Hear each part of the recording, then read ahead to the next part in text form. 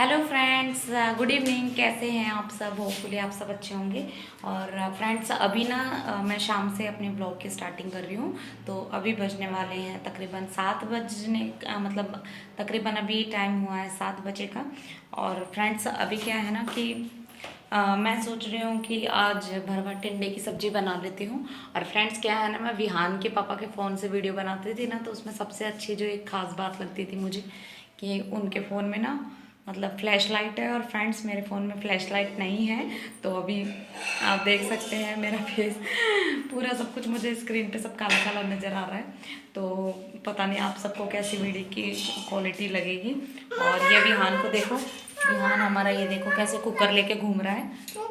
हाँ, तो फ्रेंड्स बस अभी आज मैं बनाऊंगी भरवा टिंडे की सब्ज़ी, तो उसी की रेसिपी मैं आपके साथ शेयर करूंगी। तो चलिए फ्रेंड्स बनाना स्टार्ट करती हूँ।